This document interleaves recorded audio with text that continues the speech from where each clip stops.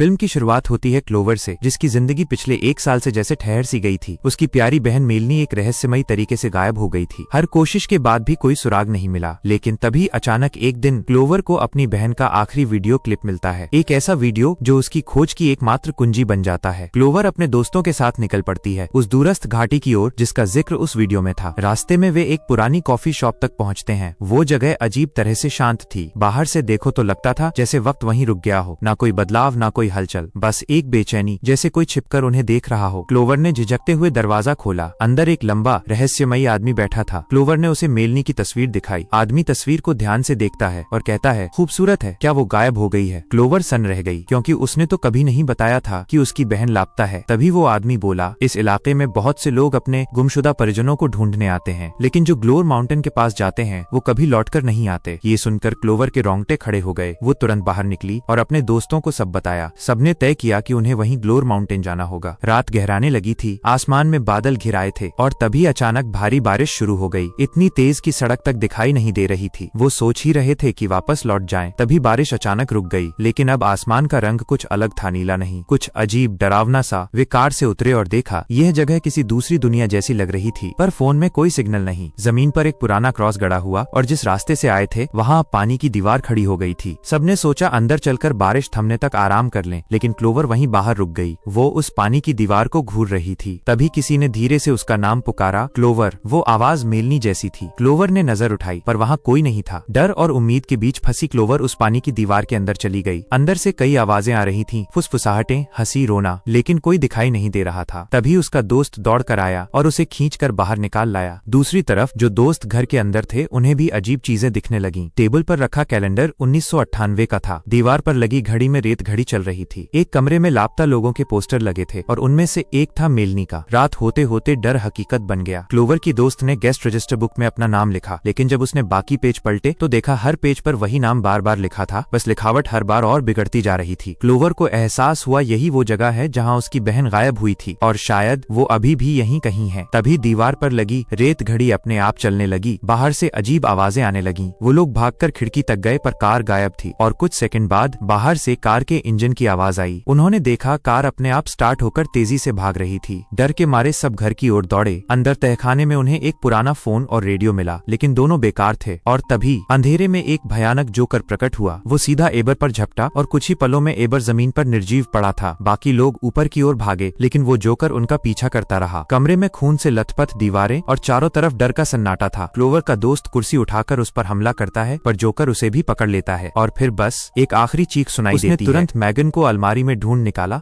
और बिना किसी झिझक के उसे मार डाला। क्लोवर किसी तरह बच निकली। वो घर से बाहर भागी, अंधेरे जंगलों में जहाँ बस सन्नाटा था। तभी उसे सामने अपनी बहन मेलनी का धुंधला सा साया दिखा। वो चीखते हुए उसकी तरफ बढ़ी, लेकिन अगले ही पल जोकर ने पीछे से आकर क्लोवर को भी मार दिया। इसी बीच घर की दीवार पर लगी रेत घड़ी पूरी तरह खाली हो गई और फिर अचानक वो घूमकर उल्टी दिशा में चलने लगी। और तभी जो लोग कुछ देर पहले मर चुके थे वो सब फिर से जिंदा हो गए। बेला, मैगन, एबर, क्लोवर और पीटर सब के सब वापस थे। लेकिन अजीब बात ये थी कि उन्हें अपनी मौत याद थी। वो दर्द, वो चीखें, सब अब भी उनके अंदर जिंदा थे। धीरे धीरे उन्हें एहसास हुआ कि अब वे खुद भी मर चुके हैं, क्योंकि दीवार पर टंगे फोटो फ्रेम्स में उनकी तस्वीरें लग चुकी थीं। एबर घबराकर बोला, हमें यहाँ से अभी निकलना होगा। ये जगह हमारे लिए नहीं है। लेकिन बाकी सब जानते थे कि बच निकलना इतना आसान नहीं होगा। लाइट्स टिमटिमाने लगी। दरवाजा अपने आप खुलने बंद होने लगा। एबर दौड़कर ताला लगाता है, पर कुछ सेकंड बाद वो फिर खुल जाता है। बेला ने देखा दीवार पर लगी रेत घड़ी फिर से चल रही थी। पीटर ने अचानक नोटिस किया कि मेगन का व्यवहार अजीब हो गया है। उसकी सांसें तेज हो रही थीं और उसका शरीर मरोड़ने लगा और अचानक लाइट चली गई। जब सबने टॉर्च जलाई तो देखा मेगन गायब थी। फिर पास वाले कमरे से मंत्रोच्चार जैसी अजीब आवाजें आने लगीं। सब डरते डरते कमरे में गए और देखा मेगन हवा में तैर रही थी। उसका चेहरा सफेद और उसकी आंखें खुली हुई और मुंह से बार बार निकल रहा था, मदद करो। कुछ देर बाद वो गिर पड़ी और बेहोश हो गई। तभी दरवाजे पर जोर की ठक ठक हुई। बाहर कोई चिल्ला रहा था, बचाओ बचाओ। क्लोवर ने आवाज पहचानी। वो उसकी बहन मेलनी थी। वो दौड़कर दरवाजा खोलती है और बाहर भागती है, पर वहाँ कोई नहीं था, सिर्फ सामने एक नई इमारत खड़ी थी जिसकी बत्तियां जल रही थीं। क्लोवर को लगा जैसे कोई ताकत उसे खींच रही है। वो हवा में तैरती हुई उस घर की तरफ बढ़ी। दरवाजा अपने आप बंद हो गया और वो जोर जोर से चिल्लाने लगी। घर के अंदर पहुंचते ही वो गिर गई। जब आंखें खुली तो देखा चारों तरफ जोकर के मुखौटे टंगे थे और पीछे एक बूढ़ी औरत ऑक्सीजन मास्क लगाकर बैठी थी और टीवी पर न्यूज चल रही थी। 2 दिन पहले इस इलाके में खदान धंसने की घटना हुई थी जिसमें कई लोग मारे गए। क्लोवर ने भागने की कोशिश की लेकिन दरवाजा नहीं खुला। जब उसने पलटकर देखा वो बूढ़ी औरत अब उसे घूर रहा था। अगले ही पल वो उस पर झपट पड़ी और ऑक्सीजन मास्क जबरदस्ती उसके मुंह पर चढ़ा दिया। कुछ ही सेकंड में क्लोवर का चेहरा विकृत हो गया और वो बूढ़ी औरत राख में बदल गई। इसी बीच पीटर उसे ढूंढते हुए वहां पहुंचा, जहां दूसरी मंजिल पर जाकर उसे कुर्सी पर एक जोकर का खिलौना दिखा। वो पलटा तो पीछे क्लोवर खड़ी थी लेकिन उसके चेहरे पर जोकर का मुखौटा था। एक वार में उसने पीटर को भी मार डाला। अब सिर्फ एबर और बेला बचे थे। दोनों ने कार ली और भागने की कोशिश की लेकिन जैसे ही उन्होंने उस पानी की दीवार पार की, सामने एक विशाल राक्षस खड़ा था। वे चीखते हुए वापस लौटे पर जोकर ने दोनों को भी मार डाला और फिर सब कुछ रीसेट हो गया। रेत घड़ी फिर से चलने लगी और बेला ने तीसरी बार गेस्ट बुक में अपना नाम लिखा। इस बार सबने तय किया कि वे घर के सारे दरवाजे बंद कर देंगे और बाथरूम में छिपकर रात गुजारेंगे। एबर सिंह के पास गया जो नल पहले सूखा था, अब उसमें पानी बहने लगा था। उसने एक गिलास भरा और पी लिया। बाकी सबने भी वैसा ही किया। थोड़ी देर बाद उन्होंने बात की, अगर हम यहाँ से निकल नहीं पाए तो क्या हम हमेशा के लिए यहीं फंसे रहेंगे? क्या ये मौत का सिलसिला कभी खत्म नहीं होगा? तभी अचानक एबर का शरीर फूलने लगा। उसने जोर से खांसा और अगले ही पल वो फट गया। हर तरफ खून फैल गया। मेगन चिल्लाई, ये पानी यही कारण है। लेकिन देर हो चुकी थी। बेला भी मर गई। फिर मैगन और आखिर में क्लोवर और पीटर ने खुद अपनी जान ले ली। मरने से ठीक पहले क्लोवर ने देखा कि दरवाजे से कोई अंदर आ रहा है। वो वही कॉफी शॉप वाला आदमी था। उसने कहा, यहाँ खड़े रहने से मौत तय है, बचने के लिए कुछ करना ही होगा। और इसके साथ ही एक और लूप शुरू हो गया। इस बार सब तहखाने में गए पुराने कागजों की तलाश में। क्लोवर को एक आईडी मिली, वो डॉक्टर माइक की थी। उन्हें पता चला कि 20 साल पहले ग्लोर घाटी में एक भयानक खदान दुर्घटना हुई थी जिसमें 1100 से ज्यादा लोग मारे गए थे। माइक वही डॉक्टर था जो घायलों का इलाज करने आया था, लेकिन उसके बाद पूरा कस्बा जमीन में समा गया। अब सब समझ आ गया यहाँ सिर्फ एक घर क्यों बचा है और उसके तहखाने में खिड़की क्यों है। असल में वो खिड़की जमीन के ऊपर नहीं,